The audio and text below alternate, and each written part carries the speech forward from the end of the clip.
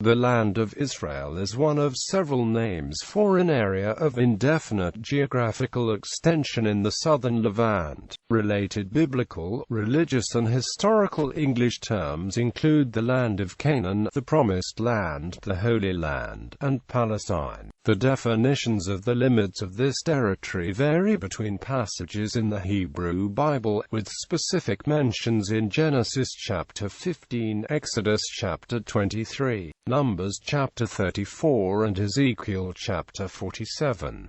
9 times elsewhere in the Bible, the settled land is referred as from Dan to Beersheba, and 3 times it is referred as from the entrance of Hamath and the brook of Egypt. These biblical limits for the land differ from the borders of established historical Israelite and later Jewish kingdoms. Over time these have included the United Kingdom of Israel, the 2 separated kingdoms of Israel and Judah, the Hasmonean kingdom, and the Herodian kingdom, which at the heights ruled lands with similar but not identical boundaries. The Jewish religious belief that the area is a God-given inheritance of the Jewish people is based on the Torah, particularly in the books of Genesis and Exodus, as well as in the later prophets. According to the book of Genesis, the land was first promised by God to the descendants of Abram. The text is explicit that this is a covenant between God and Abram for his descendants. Abram's name was later changed to Abraham, with the promise refined to pass through his son Isaac and to the Israelites, descendants of Jacob, Abraham's grandson. This belief is not shared by most adherents of replacement theology, who hold the view that the Old Testament prophecies were superseded by the coming of Jesus,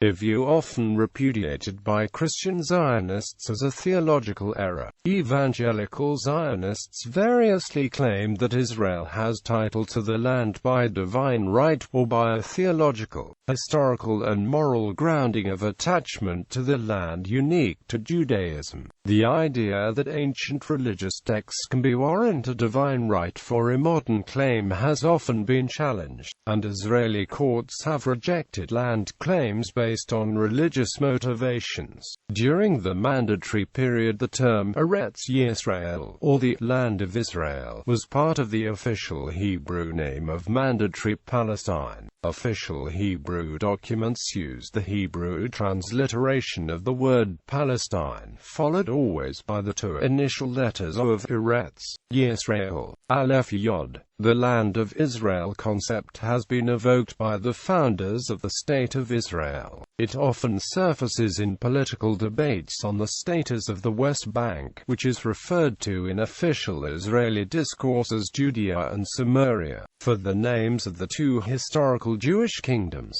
Etymology and biblical roots. The term Land of Israel is a direct translation of the Hebrew phrase, which occurs occasionally in the Bible, and is first mentioned in the Tanakh at 1 Samuel chapter 13 verse 19, following the Exodus when the Israelite tribes were already in the land of Canaan. The words are used sparsely in the Bible. King David is ordered to gather strangers to the land of Israel for building purposes, and the same phrasing is used in reference to King Solomon's census of all of the strangers in the land of Israel. Ezekiel, though generally preferring the phrase soil of Israel, employs Eretz Israel twice, respectively at Ezekiel 40:2 and Ezekiel 47:18. According to Martin Noth, the term is not an authentic and original name for this land, but instead serves as a somewhat flexible description of the area which the Israelite tribes had the settlements.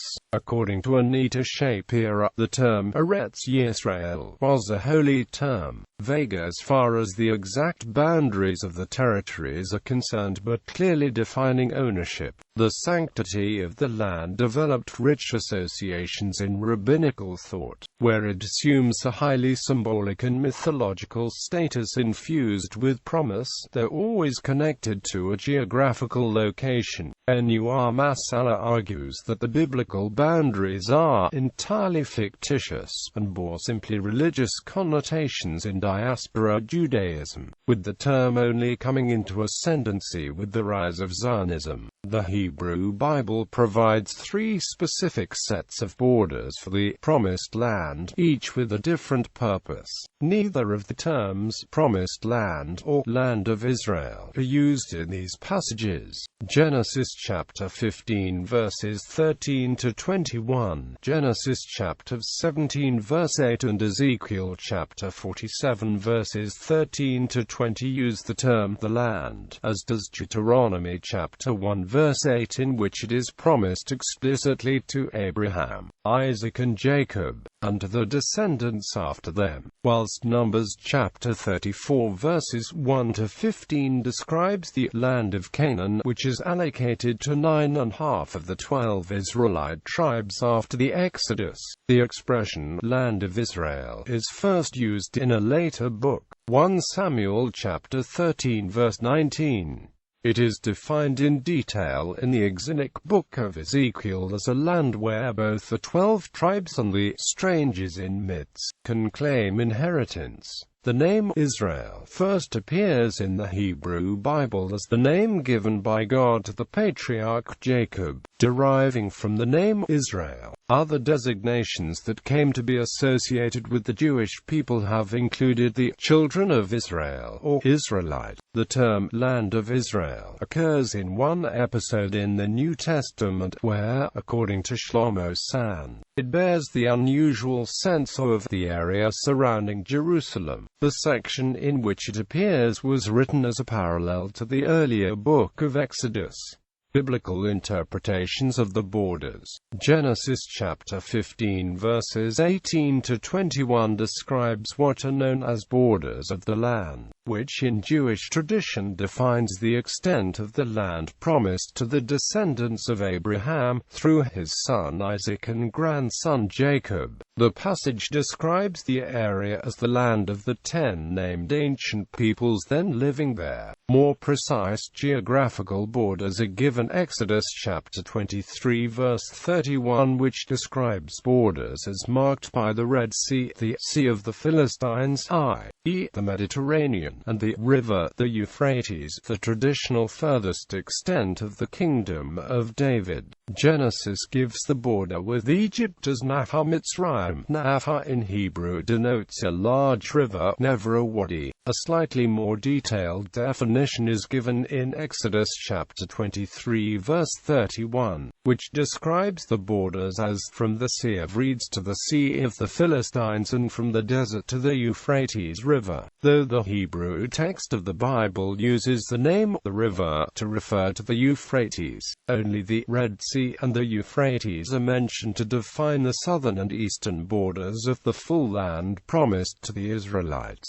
The Red Sea, corresponding to Hebrew Yam Suf, was understood in ancient times to be the Erythraean Sea, as reflected in the Septuagint translation. Although the English name Red Sea is derived from this name, the term denoted all the waters surrounding Arabia, including the Indian Ocean and the Persian Gulf, not merely the sea lying to the west of Arabia bearing this name in modern English. Thus the entire Arabian Peninsula lies within the borders described. Modern maps depicting the region take a reticent view and often leave the southern and eastern borders vaguely defined. The borders of the land to be conquered given in Numbers have a precisely defined eastern border which included the Arabah and Jordan. Numbers chapter 34 Numbers chapter 34 verses 1 to 15 describes the land allocated to the Israelite tribes after the Exodus. The tribes of Reuben, Gad and half of Manasseh received land east of the Jordan as explained in Numbers chapter 34 verses 14 to 15. Numbers chapter 34 verses 1 to 13 provides a detailed description of the borders of the land to be conquered west of the Jordan for the remaining tribes. The region is called the Land of Canaan in Numbers chapter 34 verse 2, and the borders are known in Jewish tradition as the borders for those coming out of Egypt. These borders are again mentioned in Deuteronomy chapter 1 verses 6 to 8, 11:24, and Joshua chapter 1 verse 4. According to the Hebrew Bible, Canaan was the son of Ham, who with his descendants had seized the land from the descendants of Shem according to the book of Jubilees. Jewish tradition thus refers to the region as Canaan during the period between the flood and the Israelite settlement. Eliezer Schweid sees Canaan as a geographical name, and Israel the spiritual name of the land. He writes, "The uniqueness of the land of Israel is thus geotheological and not in merely climatic. This is the land which faces the entrance of the spiritual world, the sphere of existence that lies beyond the physical world known to us through our senses. This is the key to the land's unique status with regard to prophecy and prayer, and also with regard to the commandments. Thus, the renaming of this land marks a change in religious status, the origin of the Holy Land concept." Numbers chapter 34 verses 1 to 13 uses the term Canaan strictly for the land west of the Jordan, but Land of Israel is used in Jewish tradition to denote the entire land of the Israelites. The English expression "promised land" can denote either the land promised to Abraham in Genesis or the land of Canaan, although the latter meaning is more common. The border with Egypt is given as the natural Mitzrayim in Numbers, as well as in Deuteronomy and Ezekiel. Jewish tradition understand this as referring to the Nile, more precisely the Pelusian branch of the Nile Delta according to Halevi, a view supported by Egyptian and Assyrian texts.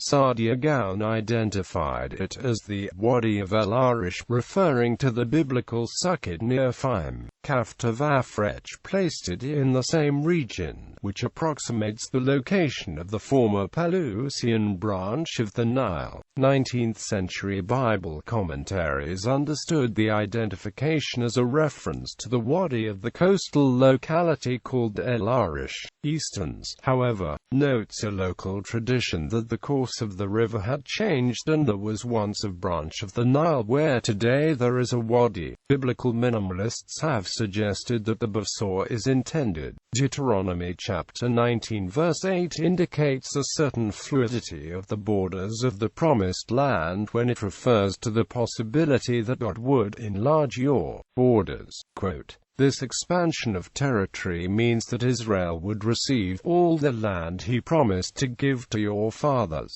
which implies that the settlement actually fell short of what was promised." According to Jacob Milgram, Deuteronomy refers to a more utopian map of the promised land, whose eastern border is the wilderness rather than the Jordan.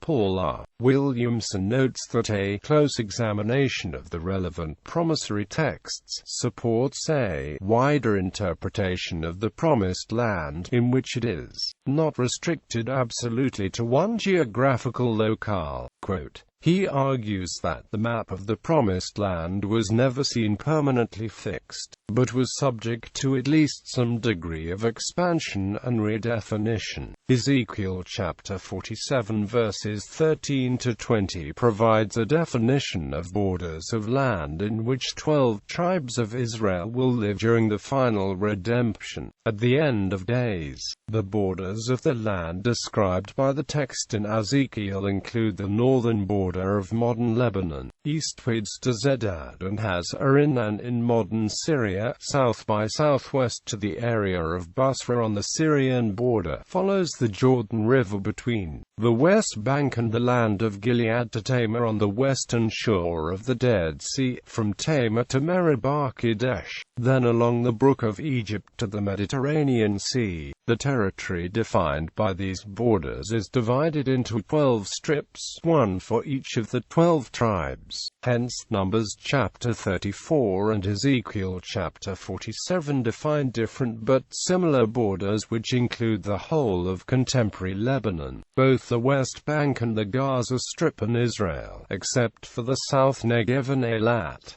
Small parts of Syria are also included. From Dan to Beersheba, the common biblical phrase used to refer to the territories actually settled by the Israelites is, from Dan to Beersheba, which occurs many times in the Bible. It is found in the biblical verses Judges chapter 20 verses 1, 1 Samuel chapter 3 verses 20, 2 Samuel chapter 3 verses 10, 2 Samuel chapter 17 verses 11, 2 Samuel chapter 24 verses 2, 2 Samuel chapter 24 verses 15, 1 Kings chapter 4 verse 25, 1 Chronicles chapter 21 verse 2, and 2 Chronicles chapter 30 verse 5. Division of tribes. The 12 tribes of Israel are divided in 1 Kings chapter 11.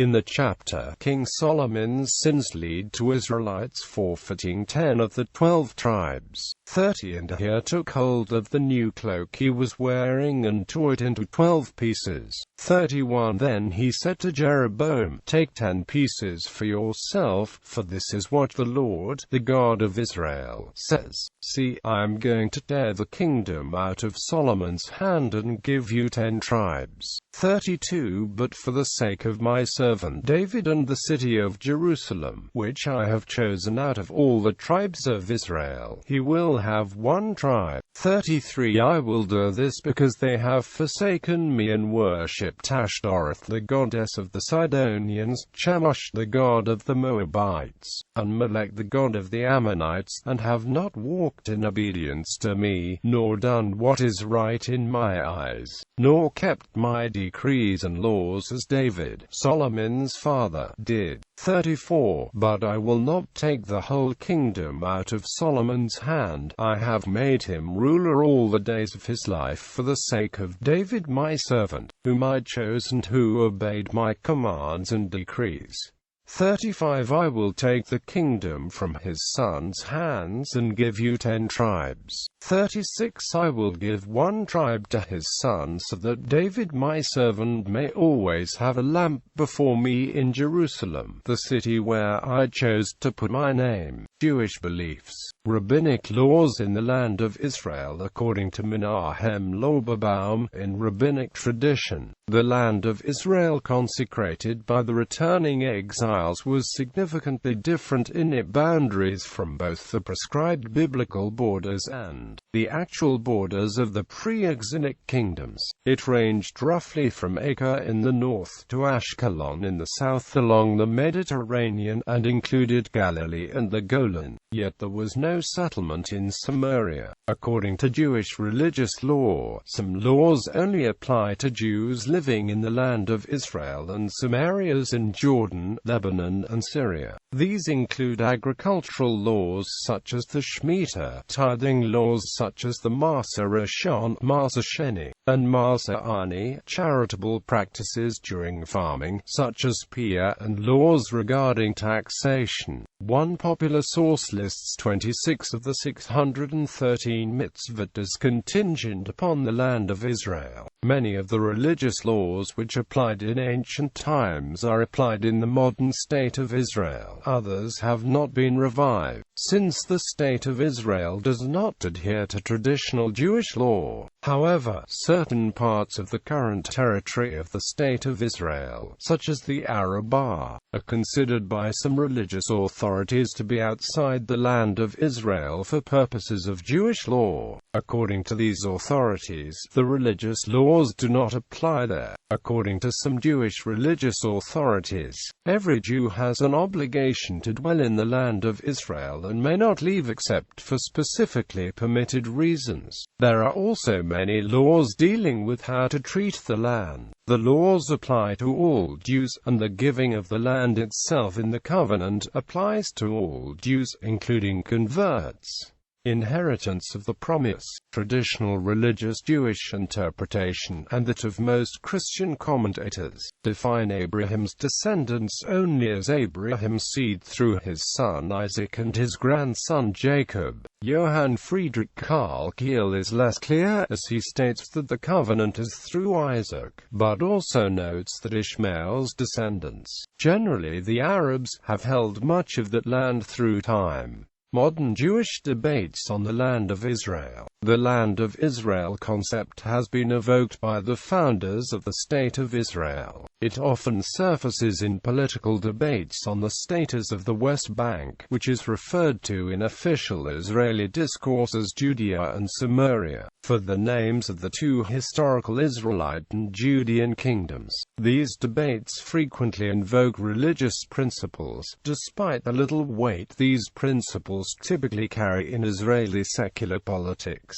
Ideas about the need for Jewish control of the Land of Israel have been propounded by figures such as Rabbi Yitzhak Ginsburg, who has written about the historical entitlement that Jews have to the whole Land of Israel. Ginsburg's ideas about the need for Jewish control over the land has some popularity within contemporary West Bank settlements.